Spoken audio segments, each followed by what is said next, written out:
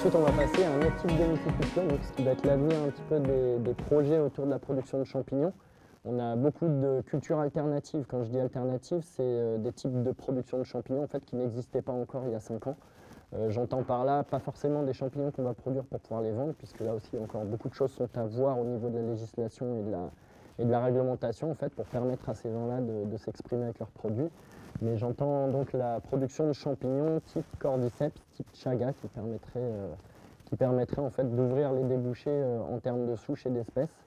Donc augmenter le panel en fait, de production français et de très haute qualité, puisque en fait, c'est très exactement la thématique de cette heure qui nous est consacrée à la myciculture professionnelle. Donc je vais commencer par vous présenter mon ami Ferdinand. Voilà. Bonjour. Donc Ferdinand, qui est, alors comme je vous disais, qui n'est pas un myciculteur exclusif, il ne fait pas exclusivement du champignon, il a bien d'autres cordes à son arc.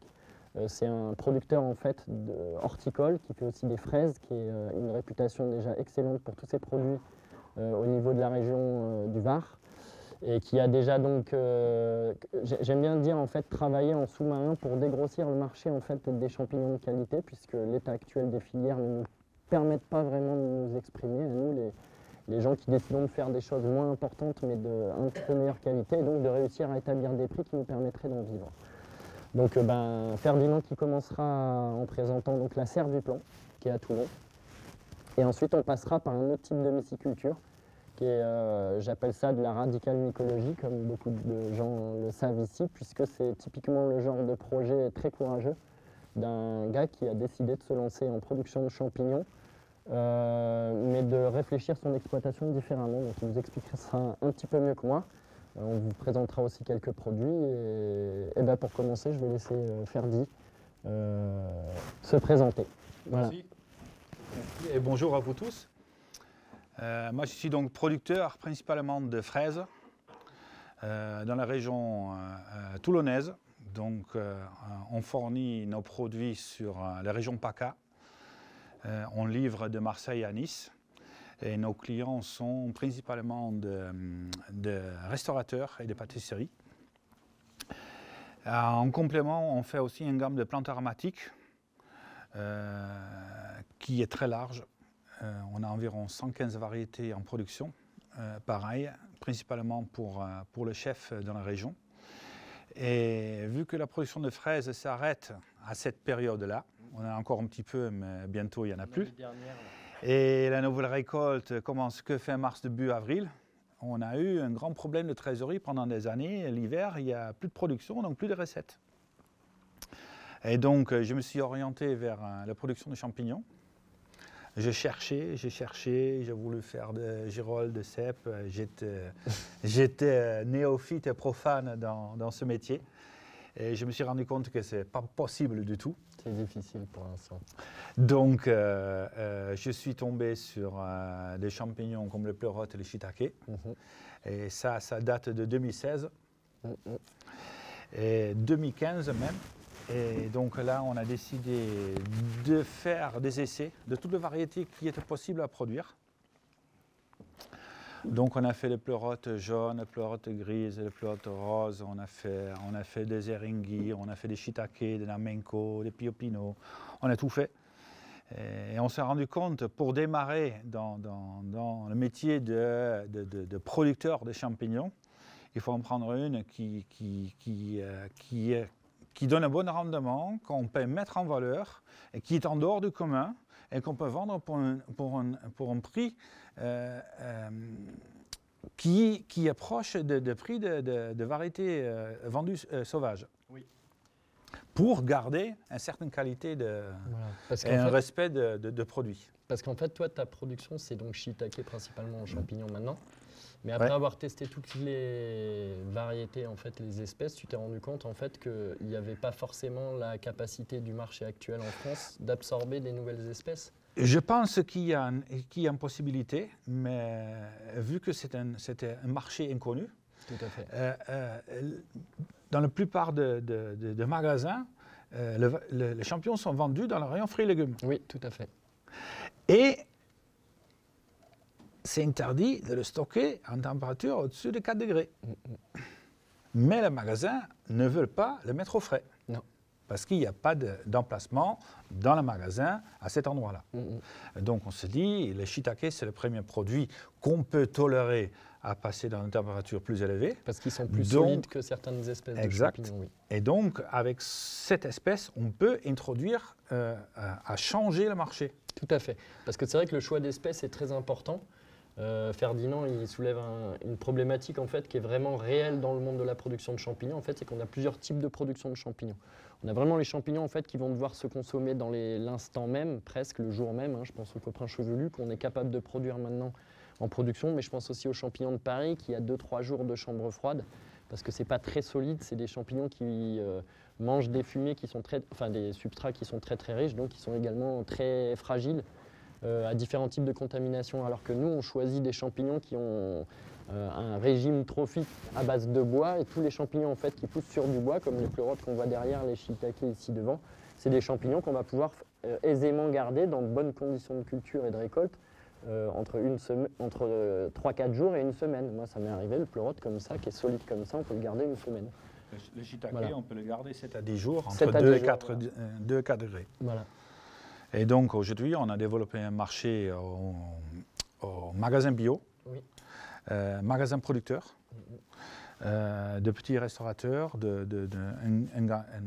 un restaurateur classique, comme jusqu'au étoilé Michelin, où on vend nos produits dans la région PACA. Ouais, parce que c'est vrai que c'est des produits en fait, qui ne sont pas encore très connus du tout public. Non. Donc nous, moi je parle aussi pour moi, et on en avait déjà parlé Ferdi et moi, parce qu'on se connaît quand même pas mal sur comment évolue la filière de production, et surtout cette filière qu'on voudrait être un petit peu plus de qualité. Et c'est vrai que voilà, le message passe beaucoup par les écoles hôtelières, par les restaurateurs.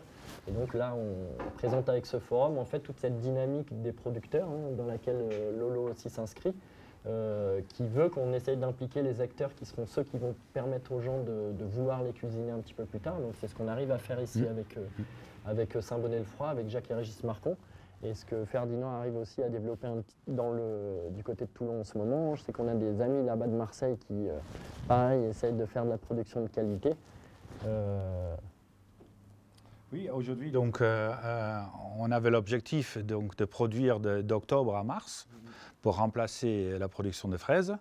Et on s'est rendu compte que même l'été, il y a une demande. Ouais. Et donc maintenant, on produit le shiitake à l'année. On a quasiment 48 semaines par an, on a une production de shiitake. D'accord.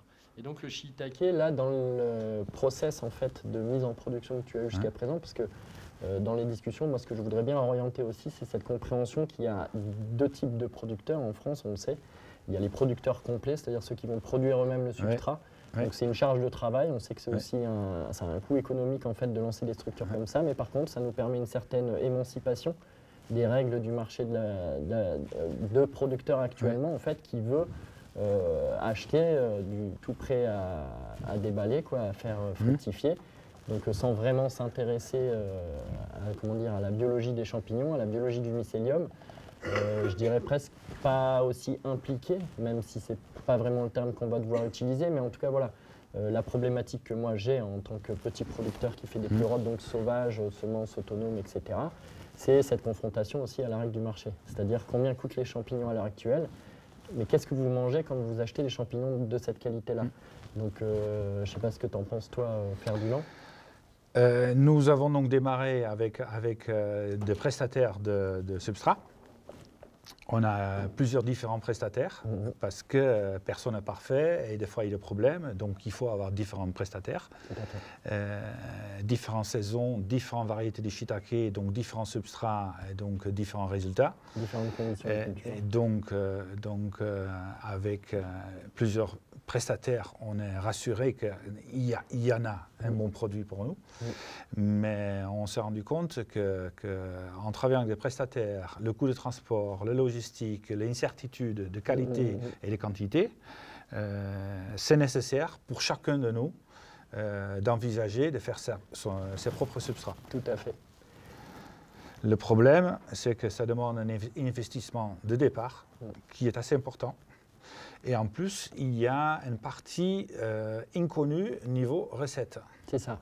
Et vu que le temps d'incubation, surtout avec un shiitake, elle est très longue, on peut dépasser les 3 mois, Ça fait que les résultats, on les a que 3-4 mois après. D'où l'idée de faire un regroupement de compétences comme ça, avec des outils communs et des échanges d'expériences en fait, qui permettent de stabiliser en fait, une production locale.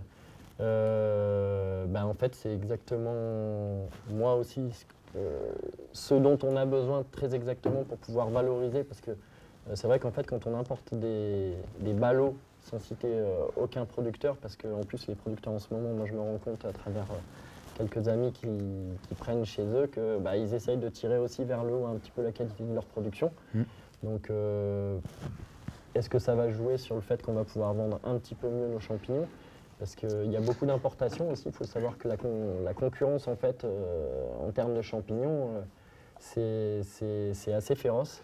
Concernant certaines espèces comme les pleurotes, ou les champignons de Paris par exemple, d'où cette idée d'axer complètement sur la production de pleurotes, en tout cas nous ici sur la champignon de Saint-Bonnet-le-Froid, sur des souches uniquement locales.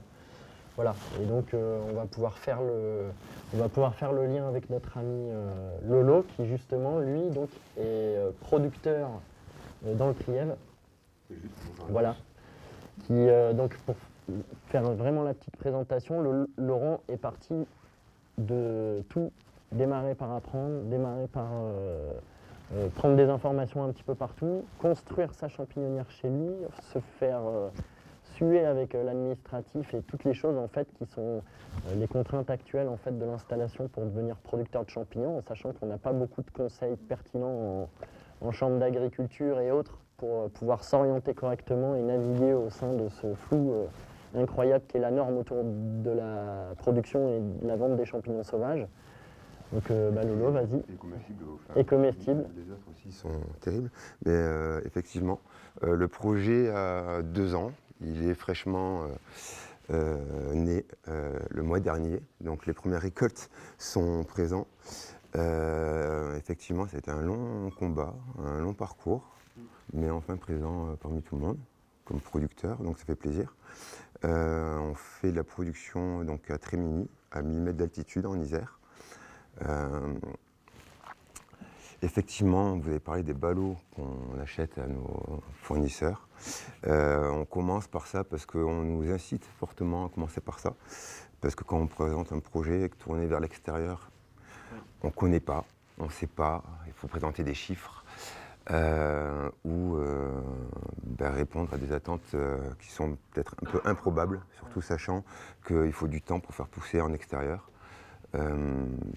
Naturellement, comme tu l'as dit, un lanterne du chêne, c'est minimum 3 mois.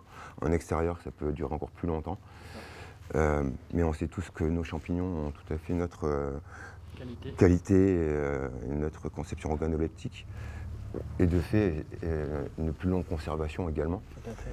Donc, malheureusement pour moi, ou heureusement, c'est vrai que j'appréhende mon outil de travail qui est tout neuf avec des ballots. Mais on a commencé à faire donc, des rondins de bois. Oui, tu as commencé en fait, à lancer une production. Ah, inoculé, ouais, effectivement. Vers la production oui, parce qu'on a une production qui se tourne vers l'extérieur. On a 1 hectare de terrain donc en semi-couvert forestier. Et on compte bien continuer. C'est ça en fait qui est paradoxal dans l'idée qu'on se fait de la qualité des champignons, c'est que ouais, on parle de ballots effectivement, mais par contre ce qu'on sait tous ici sur cette table-là, c'est que même si les contraintes actuelles du système ne nous permettent pas en fait d'être tout de suite orientés vers une production de qualité, nous on sait néanmoins que les vrais bons champignons en fait, c'est des champignons qui prennent du temps à pousser. C'est des champignons qui normalement ne devraient pas être produits avec de la climatisation artificielle en intérieur. En fait, ça n'a pas de sens quand on voit la qualité des champignons qu'on a produits là, cette année en pleurote et qui ont juste eu les contraintes de la vie extérieure parce que cette année peut nous le permettre.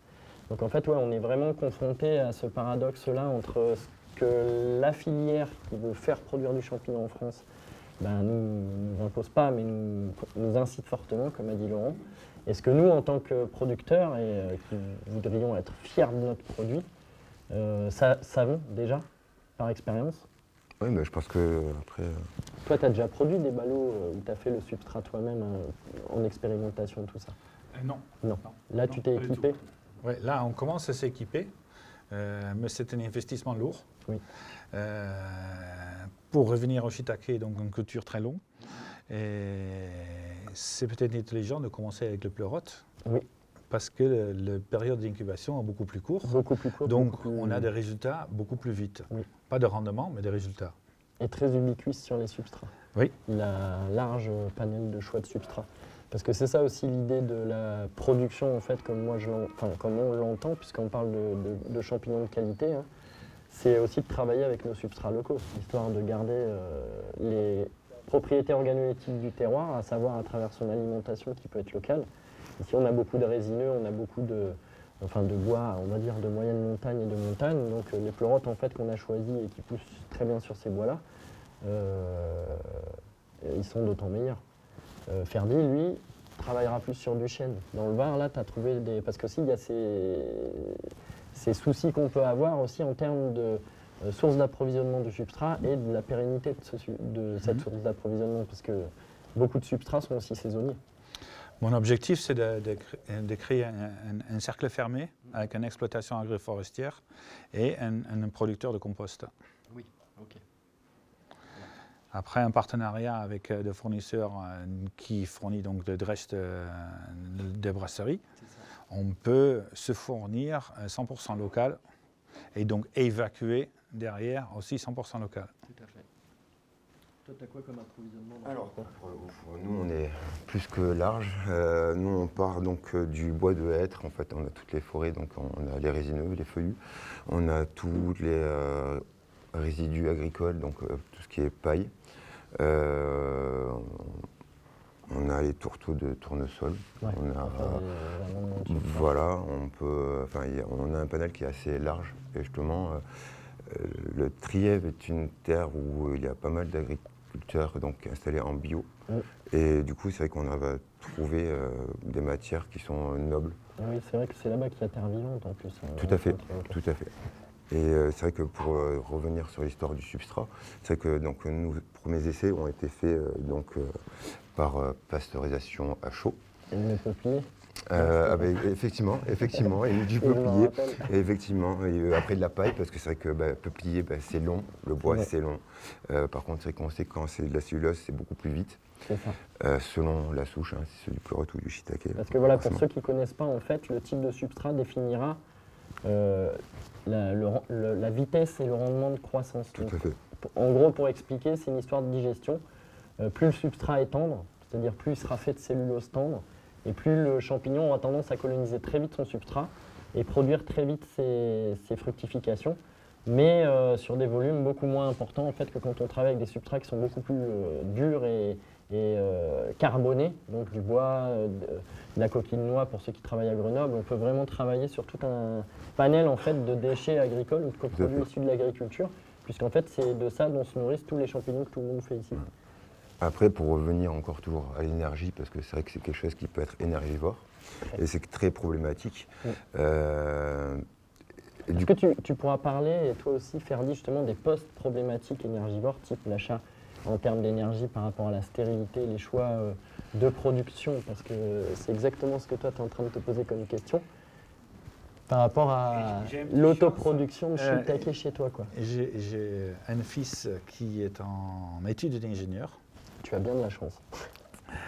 Et qui a fait un calcul d'un petit projet en thermodynamica. Voilà. Et donc, il a conclu que c'est possible de produire dans un circuit fermé en rajoutant quelques panneaux solaires. D'accord. Eh bien, ça m'intéresse. Parce que le mycélium produit une chaleur, on peut le récupérer. Tout à fait. On peut installer un puits canadien. Oui, c'est vrai. Pour avoir la géothermie avec la température du sol. Et si on peut fournir notre électricité pour avoir une autonomie, on est en circuit fermé thermodynamique. Oui. C'est pas impossible. Mais pour comme l'autoclave par exemple, parce que tu sais que c'est un poste important en termes d'énergie, c'est des gros pics de... Oui. Alors à quoi sert l'autoclave justement? Est-ce que tu peux le décrire? Mais déjà un autoclave, c'est donc... nous, c'est pas un autoclave, c'est un générateur de vapeur pour pouvoir stériliser le substrat. En grosse quantité, parce que les petits stérilisateurs cocottes, on ne peut pas faire des quantités en kilos. Donc là, j'en possède une qu'on peut faire, j'estime, entre 4 et 5 tonnes à la fois. Donc si on peut faire ça 2 fois par semaine, on crée une capacité qui est très intéressante. Mais on est loin de là encore. Mais c'est un appareil très énergivore. Mais vu qu'on a besoin de bois et de sciure de bois, de copeaux de bois pour faire nos substrats, on peut utiliser aussi ces matières pour nourrir les générateurs de vapeur. Tout à fait. Donc on reste dans le même circuit et dans les mêmes fournisseurs qui sont toujours locaux. Oui, c'est vrai. Et donc on n'a pas d'impact charbon. Exactement. Mais tout à l'heure, là, je t'ai coupé et tu parlais de la pasteurisation, parce qu'on parlait de ce cas de... Tout à fait, parce que justement, il y a différentes pasteurisations. On sait que justement pour... je m'excuse, je reprends un petit peu juste le terme. À la vapeur, on va rester sur une pasteurisation, et avec l'autoclave, on va être sur une stérilisation. Et du coup, ça va être deux mondes déjà différents et 2 modes de travail totalement différents. Et pour les tests que nous avons pu commencer à faire, aujourd'hui, justement, au niveau énergétique, pour nos derniers tests, on est parti plutôt sur une pasteurisation à froid qui consomme aucune énergie, qui aura certainement beaucoup moins de rendement, mais qui... Est-ce que tu peux décrire vite fait ce que c'est une pasteurisation à froid? Bien sûr, donc on immerge notre substrat dans de l'eau et qu'on supplémente soit donc de chaud, soit de cendre. On appelle ça un choc physico-chimique. C'est ça, pour faire monter le pH Donc de l'eau. on n'est pas en choc thermique, ni sous pression comme dans l'autoclave, on est vraiment sur une anaérobiose, dans une température fraîche, et on basifie à fond le milieu de trempage. Tout ça pour faire déjà profiter donc les endospores déjà de la matière. Et au moins ça, c'est pas énergivore. Mais malheureusement, il y a des limites, à chaque chose. Ouais. Donc effectivement, on revient toujours à essayer de faire donc de la super pasteurisation ou de la stérilisation. Et effectivement, on est toujours confronté à trouver... Je vois des gens là, puisqu'on est tous sur des groupes sociaux qui allons sur le conseil, je vois des gens en fait qui font aussi de la pasteurisation au micro-ondes par exemple. Oui, effectivement, on nous a soumis l'idée de passer à ce genre de produit. T'as déjà essayé? Alors j'ai pas essayé, moi on m'a contacté pour utiliser une machine assez onéreuse justement, faible en énergie, à son âme. Moi déjà, c'est déjà pas mal. Mais c'est vrai que ce qui est très frustrant, c'est que le choix de la technique va être déterminant en fait. Combien va coûter ta production? C'est ça, exactement. Ouais. Et pour pouvoir la valoriser, et surtout on ne pourra pas faire non plus tous les champignons. C'est ça. Donc, ça c'est sachant qu'on est exactement dans les mêmes problématiques qu'en agriculture classique, c'est-à-dire que plus le volume est gros, plus la facture d'électricité est diluée, c'est le cas des producteurs industriels. Tout à fait. C'est tous les champignons qu'on importe. Nous, les volumes qu'on propose en fait et qu'on produit nous demandent quasiment le même volume d'énergie, mais pour des rendements bien moins supérieurs. Je pense qu'on est considéré plutôt comme des artisans producteurs que des producteurs, selon la surface. C'est vrai qu'on s'amuse à jouer aussi dessus, c'est qu'on fait pousser nos champignons avec de la lumière naturelle, pour éviter aussi de toucher en fait, à des néons, déjà pour aussi le coût de l'énergie, mais sans parler du coût de l'énergie, mais c'est surtout que nos champignons profitent de la vraie vitamine D du soleil. Donc du coup, niveau saveur, je pense qu'ils le rendent dans l'assiette, à tester, à déterminer. Alors justement, en parlant d'assiette, Ferry, tu as développé un marché autour des chefs cuisiniers en fait, parce que tu peux t'adresser à différents types de publics, tu peux t'adresser aux grandes surfaces, mais qui vont peut-être pas mettre le champignon en valeur, parce que j'ai déjà vu des shiitake plutôt pas mal fait d'ailleurs, sans citer de marque, mais dans un très gros magasin, mais à côté j'avais des girolles à moitié moisies. Parce que passé par moult chambres froides, Lituanie qui est passé par un giste, qui ensuite est passé chez un grossiste, qui l'a ramené, enfin bref. Et du coup, toi, tu as fait le choix en fait de te limiter à certains types de clients, on va dire, potentiels. Non. On a un large public, une large clientèle, surtout que chaque client a un différent moment pour en avoir besoin. Oui. Donc on travaille avec des collectivités, avec des marchés producteurs, avec des magasins producteurs, avec des magasins bio et avec des chefs. Ça veut dire qu'il y en a toujours en période. À la rentrée, c'est plutôt le chef. En octobre, c'est plutôt la cuisine collective. L'hiver, c'est le magasin producteur. Chacun a sa période. Ouais, parce que toi, tu as de la chance, tu es en ville. Oui. Et je sais que par exemple, dans les petits territoires comme Laurent, qui est dans le Trièves, toi, tu arrives à trouver, parce que tout le monde fait, beaucoup de gens veulent faire du champignon en ce moment, mais peu se posent réellement la question de savoir comment le marché va accueillir un nouveau producteur. Tout à fait. C'est vrai que la différence, je pense, avec Ferdinand, c'est que je pense que tu es resté depuis beaucoup plus longtemps que moi. Oui. Moi, je suis frais sur le marché, donc forcément... C'est notre grand ancien. Dernier né, donc forcément, les places sont déjà prises. Il y a plus à se battre pour essayer de trouver des places de marché.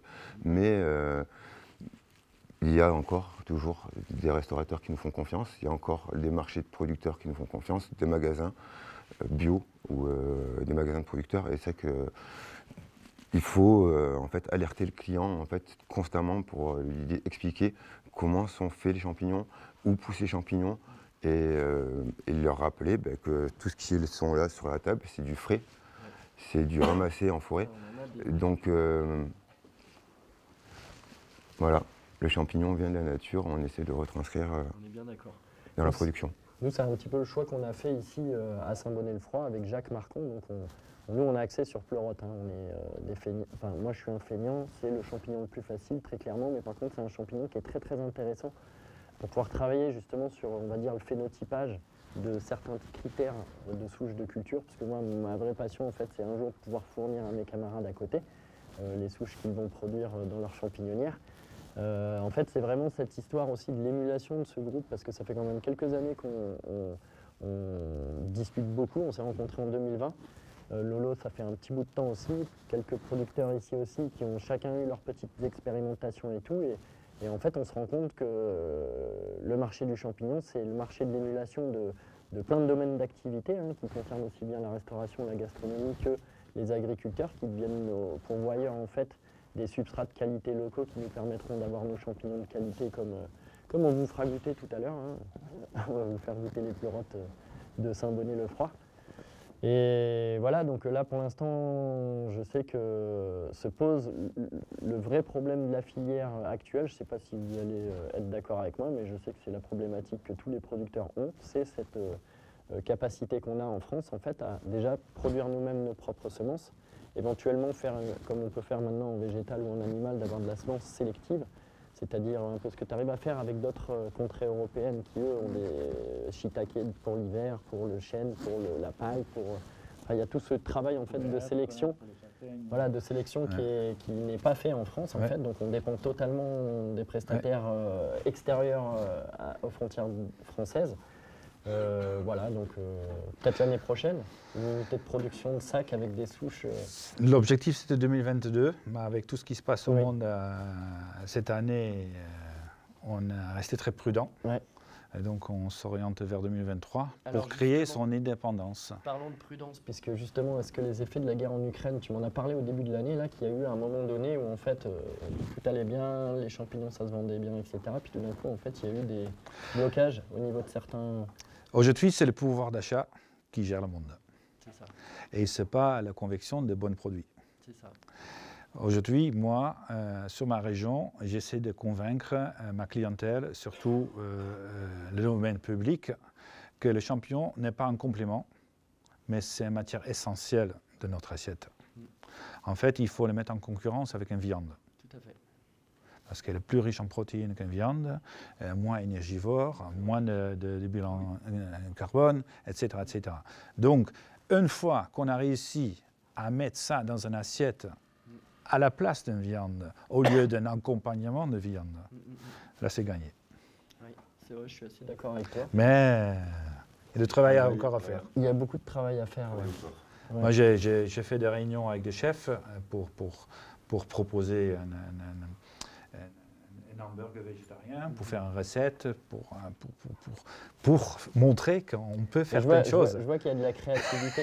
Parce que non content en fait de faire des bons produits, on essaie aussi de les valoriser à travers. Tout à fait. Il faut aller jusqu'au bout. Tu as fait une super qu'on a mangé là ce midi. Oui, donc c'est une rillette végétale à base de pleurote. Le reste, il faudra goûter. Faudra tester. Secret de recette. Ouais, on va le garder encore un petit peu sous le Mais moi, coude. je l'ai goûté, c'est fameux. Mais c'est vrai qu'effectivement, pour répondre un petit peu à tous ces enjeux qui sont en train d'arriver, effectivement, qu'on ne sait pas trop, ben, on est obligé effectivement de valoriser nos produits sans les séchant, sans les transformant. Et c'est une porte de secours. Parce qu'on voit le offerte. marché se développer vraiment des producteurs. Hein. Toi, Ferdi, mieux que personne, tu sais comment en 5 ans, c'est le boom en fait de la demande, puisqu'on s'en rend compte au niveau des fournisseurs qui sont plus capables de fournir comme il y a 5 ans. Tellement il y a de demandes de production, hein, de Marseille à Lille. Il y a encore un nouvel élément qui s'est mis en jeu depuis très peu, c'est le changement climatique. Tout à fait. Les souches sont plus très... Donc moi je suis basé dans le bassin méditerranéen. On se rend compte qu'aujourd'hui on n'a plus de ressources naturelles à l'infini. Non, c'est clair. Et ça fait qu'il y a des soucis à certaines régions pour se nourrir.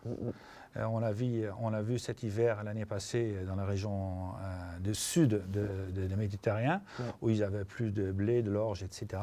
Et ils produisent que des melons et des fraises pour le nord de l'Europe. Et ils importaient de blé de l'Ukraine.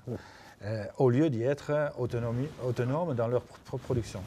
Et donc, aujourd'hui, j'aide à des projets qui ont l'initiative pour créer son propre indépendance en nourriture. Alors ça, c'est intéressant.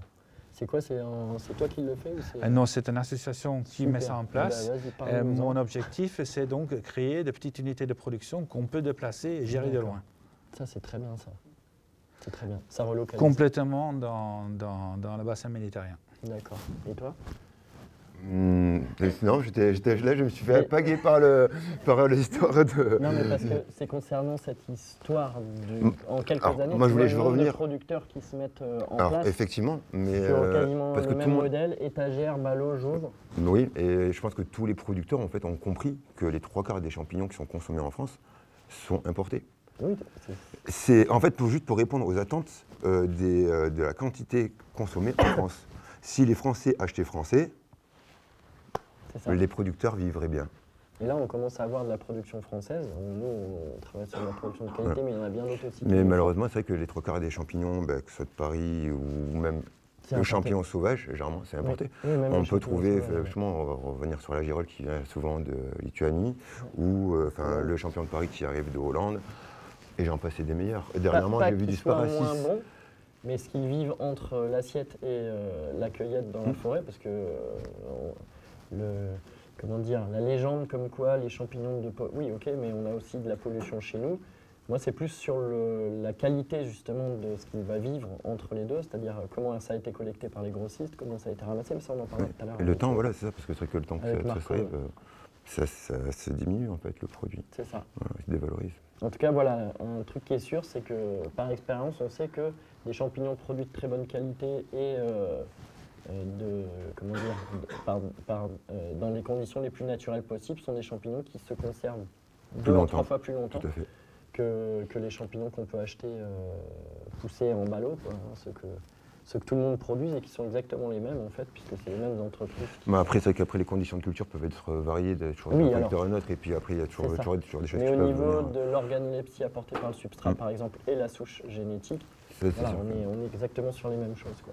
Il y a toujours une façon de varier. C'est ce qui manque, un petit peu de couleur justement dans le choix pour faire un beau tableau. C'est ça.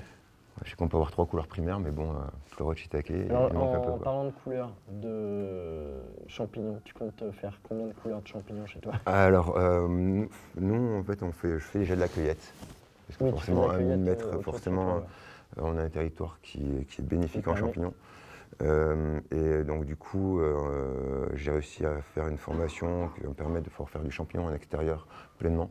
Donc, par le rondin, mais sur but également. Associatif, donc avec des plantes, donc type maraîchère. La culture associée. Oui, tout à fait. Parce que c'est vrai que le projet, je ne l'ai pas précisé, mais il est tourné. Ça se complète très bien, petit maraîchage et, production en extérieur de champignons. Et puis mycorhizer les plantes, on sait tous que c'est tout à fait bénéfique, qu'il y a de meilleurs rendements, que ça garde aussi l'humidité, exactement. L'humidité du sol aussi. Oui. Mais donc pour la protection, effectivement, voilà. C'est tout un tout. En fait, on rend du carbone, on rend la vie à la vie. Et donc combien d'espèces? Combien d'espèces? Pour l'instant, on va en viser au moins 4. C'est tout. Pour l'instant, bah oui, Alors, déjà. On va faire déjà l'antenne du chêne en extérieur, voilà, le pleurote aussi en extérieur, qu'on fait déjà aussi en intérieur. On vise la morille. D'accord. Oui, bah, très voilà. bonne idée chez toi. On vise le pied bleu. D'accord. Tout ça en extérieur? Bah oui. Intérieur, extérieur? Morille extérieur, les pistanudas extérieur. Puis après, je pense qu'il y en aura d'autres, mais oui. voilà, parce qu'il y a le coprin effectivement qui un bon. C'est le premier décompositeur. Ouais. Oui, mais c'est un premier décompositeur, donc pour un champignon de couche, il y a quand même des choses à faire. Il y a des choses à voilà. faire. Là, il y a des agariques où on pourrait jouer, mais je pense que voilà. Après, il faut le temps au temps. Moi, je commence à peine, je suis tout neuf. Voilà, j'ai des choses encore à apprendre, même si déjà un peu de mycologie, puis après on verra la production comment elle évolue. C'est ça. Et donc, on va conclure, parce qu'après, je pense qu'on va passer aux questions. Vas-y, je te laisse terminer notre présentation sur le conseil sur la production, sur les petits jeunes qui sont ici. Ouais. Qu'est-ce que tu pourrais leur dire? Le plus important, c'est donc créer son propre indépendance, donc avoir un savoir-faire, faire son substrat et créer sa clientèle. Et moi, mon conseil, c'est commencer avec une, deux espèces. C'est ça. Faire son réseau, faire sa production, et après, petit à petit, on s'élargit. Oui, parce que c'est vrai que c'est exponentiel le champignon, et si on ne sait pas s'arrêter en termes de volume de production, tout à fait. On peut être vite débordé. Non, mais ça c'est vrai. Et tout le monde est pareil. Marseille, Action, approuve. Alexis. Ferdinand, en termes de volume, ça représente quoi ton exploitation? Exploitation entière ou que les champignons? Les deux. Fraises et champignons. On est entre 15 et 20 tonnes de fraises sur 2500 mètres. Après, on fait 10 000 pieds de plantes aromatiques pour la consommation. Et pareil, en champignons, on doit être en moyenne sur l'année autour de 20 tonnes. Mais là, on rentre dans une période où on augmente nos volumes en substrat. Et donc là, on commence à être une période où on a 1 tonne de substrat par semaine. Et ça fait combien de personnes qui bossent sur la en printemps, été, on est 6 à 7. Et l'hiver, on est 4. Si j'ai bien compris, donc de la culture de champignons en extérieur, ça ne limite pas énormément la perte de production. Comment arriver à... C'est pas créer le problème inverse de faire une période creuse de son chiffre d'affaires. Et là, c'est une période exceptionnelle de chiffre d'affaires. C'est pour ça que justement on fait de l'intérieur. Aussi. Parce qu'effectivement, en fait, on a bien compris en montant le projet qu'effectivement on est soumis au rendement et qu'effectivement on est obligé de produire.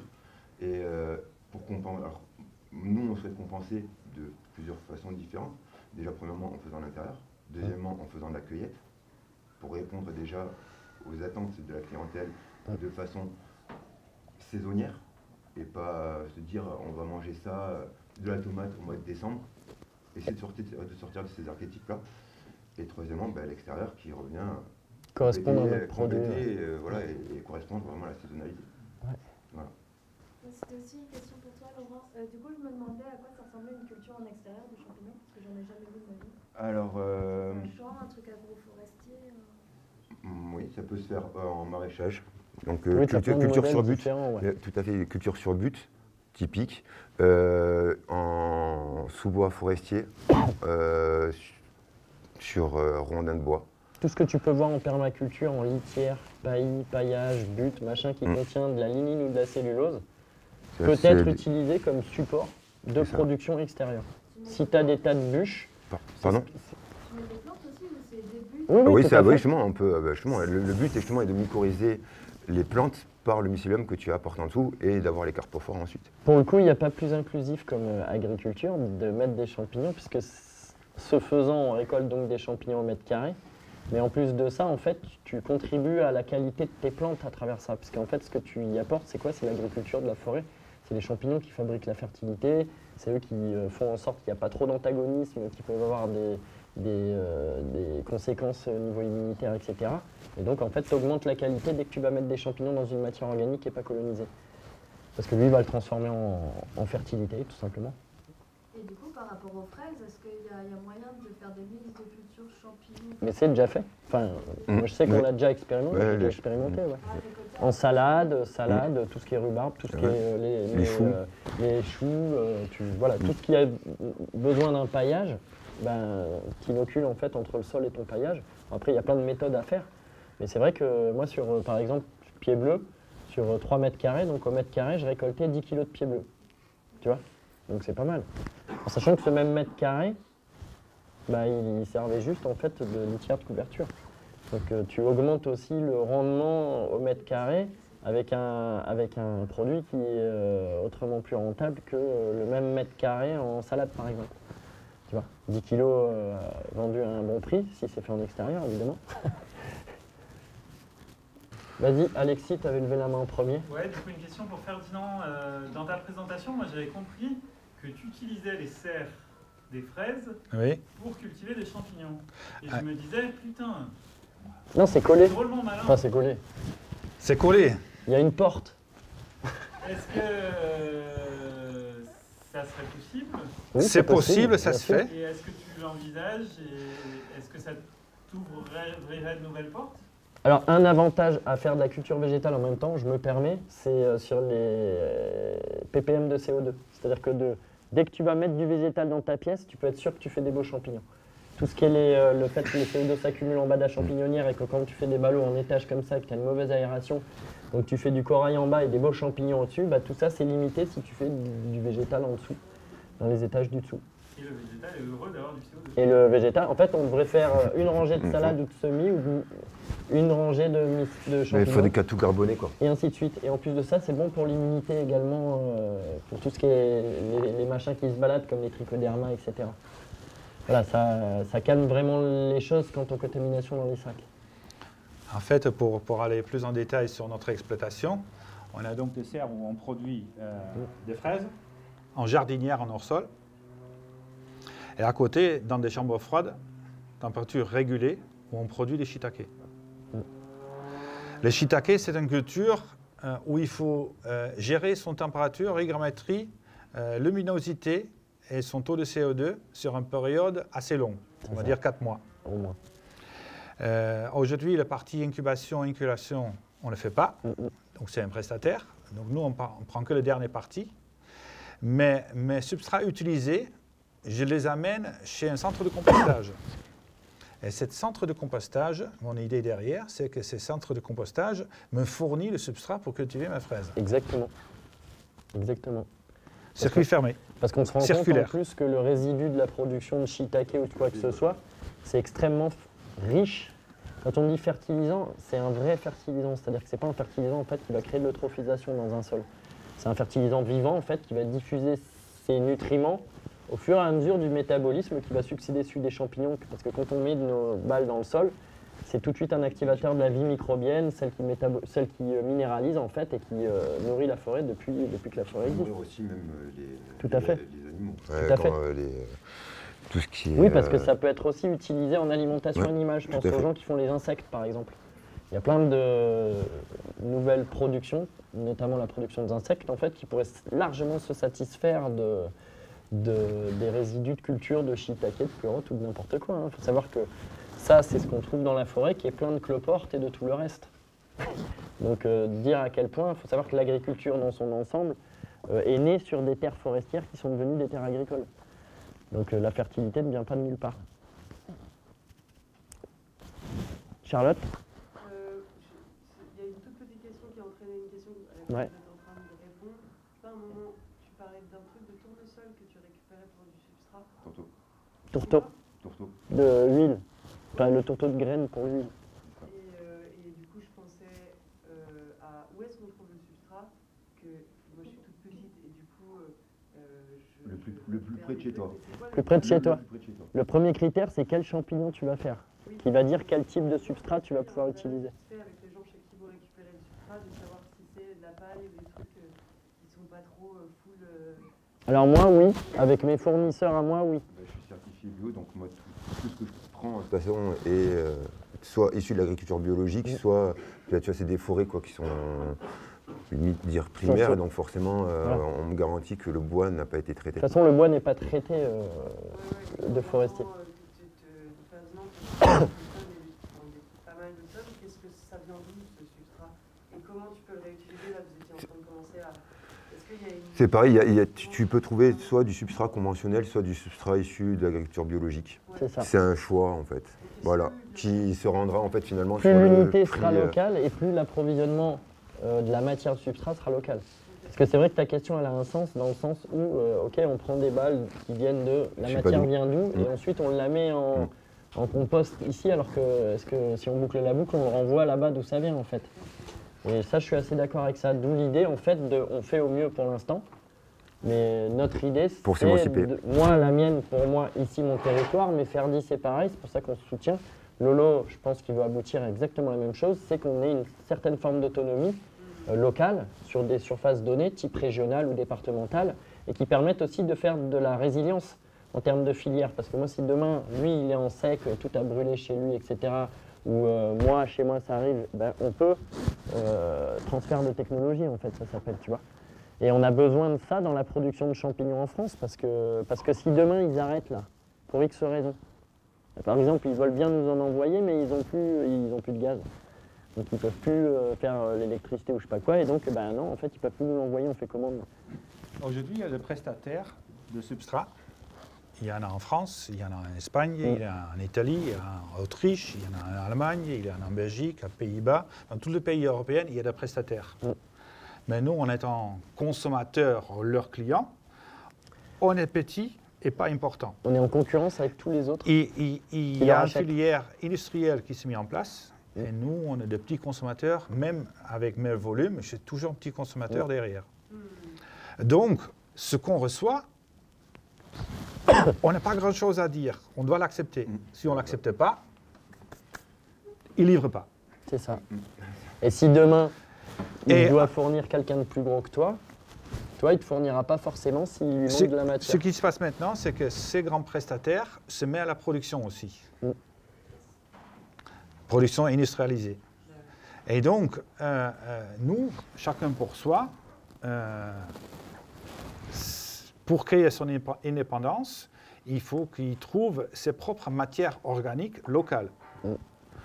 Comme le tournesol, le chanvre, le blé, le paille, le bois.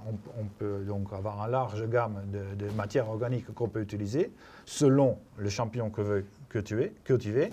Et après, il faut donc avoir ses propres souches de champignons, donc matières premières, qu'on peut utiliser pour inoculer et donc faire ses propres substrats.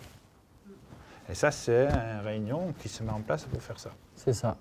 Eh bien, les amis, comme annoncé au tout début du forum, alors avant de finir de clôturer, parce que là on va passer à la pause d'une demi-heure, je tiens à remercier une personne en particulier là, qui nous a permis de réaliser toute l'exposition qui est autour de nous. C'est une personne avec qui je travaille depuis au moins 2 ans là, et à savoir pour ceux qui regardent cette vidéo que oui, les mousses sont belles et oui, elles viennent d'à côté. Oui, elles viennent de parcelles en fait qui sont exploitées en bois ici, mais non, elles ne finiront pas la poubelle. En fait, elles finissent dans des projets de jardin depuis 5 ans. Ça fait 5 ans qu'on fait l'expo avec des mousses, des matières organiques, etc. Et la totalité de l'expo est recyclée dans des jardins en construction. Là, par exemple, on a un sérieux candidat, ils étaient là tout à l'heure, c'est la ferme de Bobadie, qui veut récupérer les mousses et tout ça pour qu'on fasse des jolis parterres. Et donc cette personne, c'est Marc Laouet, mon ami Marco. Et, merci pour ton coup de main, parce que sans toi, on n'aurait pas pu faire ce truc-là. Voilà. Et donc maintenant que ça a été dit, parce que je sais qu'on risque d'avoir des commentaires concernant « Waouh, c'est beau, mais vous êtes horrible, vous avez arraché de la mousse, des fougères, des plantes et tout », ça va finir... Bah non, ça finit pas à la poubelle. Et d'ailleurs, si vous voulez visiter l'expo de l'année dernière, vous venez à Saint-Bonnet-le-Froid, et en fait, c'est les mousses et les lichens et toutes les plantes qui agrémentent en fait le petit jardin du Clos de la Découverte. Voilà.